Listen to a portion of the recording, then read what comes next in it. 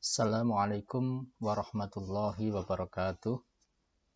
Bismillahirrahmanirrahim. Alhamdulillahirabbil alamin.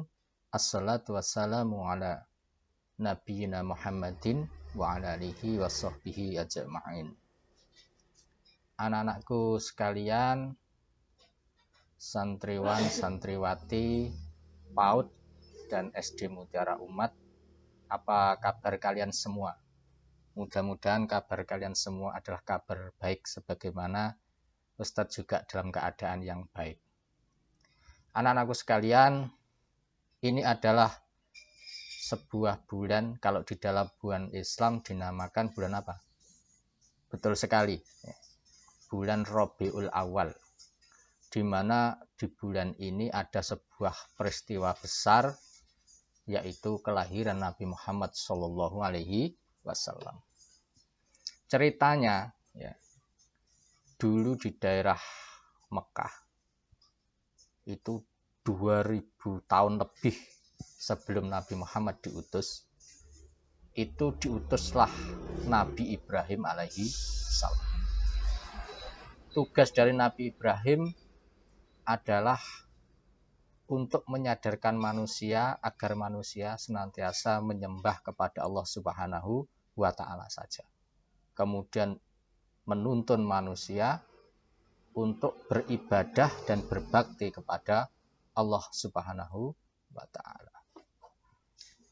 Kemudian Nabi Ibrahim mengajak Nabi Ismail ke daerah Mekah. Di sana mereka berdua memperbaiki dan membangun kembali sebuah tempat suci yang dinamakan Ka'bah. Hari berganti hari, tahun berganti tahun, maka Ka'bah kemudian menjadi tempat pemukiman sebuah kota yang besar. Nabi Ismail mengajarkan sebagaimana yang diajarkan oleh Nabi Ibrahim. Apa itu? Mengajak manusia untuk menyembah kepada Allah.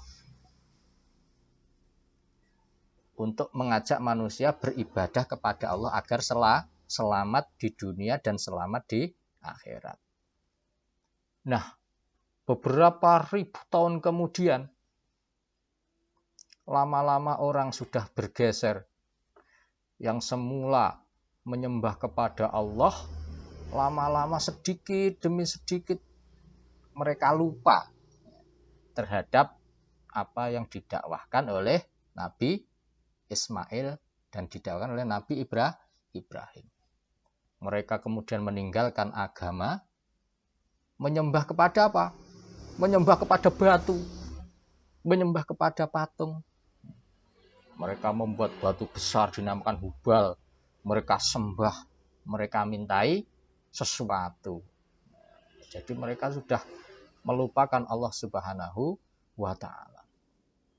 Atau mereka membuat tandingan-tandingan, membuat Tuhan-Tuhan lain selain Allah. Mereka juga melakukan kerusakan, melakukan ketidakbaikan. Mereka membunuh anak-anak perempuan.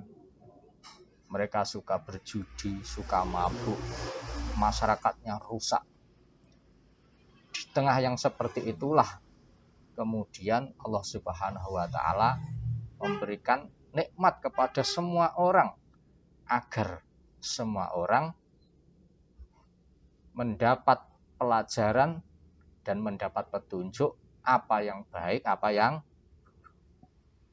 yang baik mengantarkan manusia ke surga dan yang buruk mengantarkan manusia ke neraka.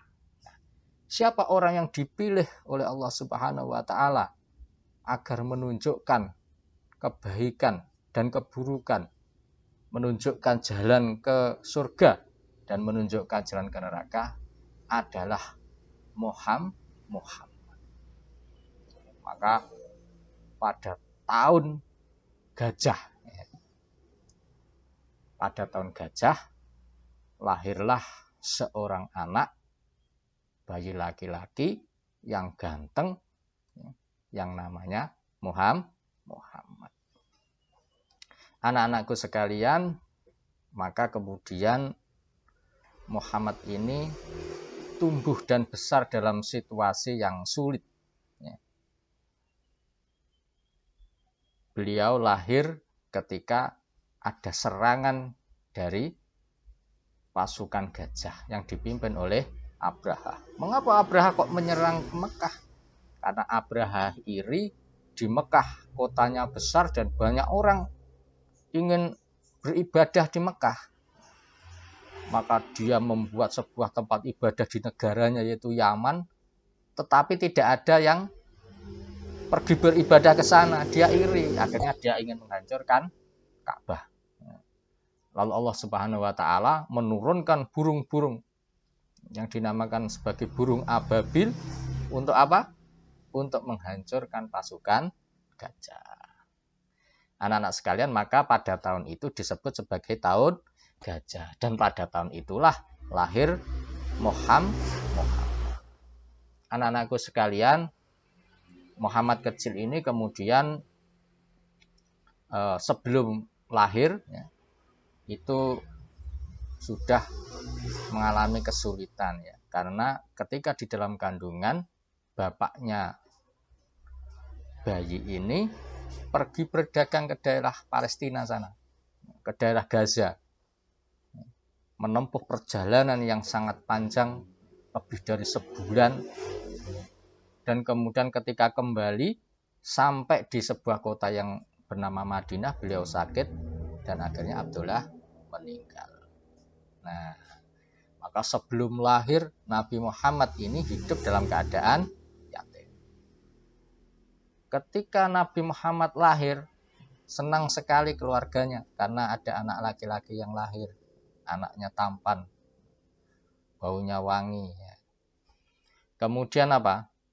Kemudian diasuhlah oleh ibunya yang bernama Aminah. Bapaknya tadi bernama Abdullah bin Abdul Muthalib, ibunya bernama Aminah. Nah, hiduplah mereka berdua, diasuhlah Muhammad dengan kasih sayang. Kemudian ketika umur 6 tahun, lagi-lagi ibunya meninggal dunia. Akhirnya di umur 6 tahun, Muhammad menjadi yatim piatu. Anak-anakku sekalian, itulah kesulitan yang dialami oleh Muhammad sewaktu kecil. Anak-anakku sekalian, kemudian diasuh oleh siapa? Diasuh oleh kakeknya. Tidak punya ayah, tidak punya ibu. Usianya waktu itu kalau sekarang sudah SD, tidak punya ayah, tidak punya ibu. Kemudian diasuh oleh kakeknya yang bernama siapa? Abdul Muthalib. Diasuhlah oleh beliau sampai umur 8 tahun. Anak-anakku sekalian, ternyata penderitaannya belum berakhir.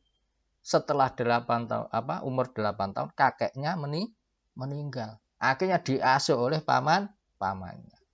Anak-anakku sekalian, itulah beberapa penderitaan yang dialami oleh Nabi Muhammad SAW, yang kemudian Nabi Muhammad inilah yang oleh Allah Subhanahu wa taala pada umur 40 tahun diangkat menjadi nabi. Tugasnya apa? Tugasnya menunjukkan kepada semua manusia, memberi petunjuk kepada semua manusia mana jalan yang baik, mana jalan yang buruk, mana jalan yang boleh kita lakukan, mana jalan yang tidak boleh kita lakukan, mana jalan yang menuju surga dan mana jalan yang menuju neraka. Tanpa Allah mengutus Nabi Muhammad, maka kita tidak akan tahu mana jalan yang baik dan mana jalan yang buruk, mana jalan yang ke surga, mana jalan ke neraka. Oleh sebab itu kita harus bersyukur kepada Allah dan merasa senang, merasa bergembira atas kelahiran Nabi Muhammad SAW ini. Ya, kita merasa gembira, kita merasa senang. Apa kewajiban kita? Kewajiban kita adalah mengikuti apa yang disampaikan oleh Nabi Muhammad SAW. Insya Allah dengan mengikuti beliau, kita akan menjadi selamat semuanya. Demikian ya yang bisa Ustaz sampaikan. Mudah-mudahan kita semuanya anak-anakku semuanya, ya, ustadz-ustadz semuanya bisa mengikuti apa yang diajarkan oleh Nabi Muhammad SAW. Demikian, Assalamualaikum warahmatullahi wabarakatuh.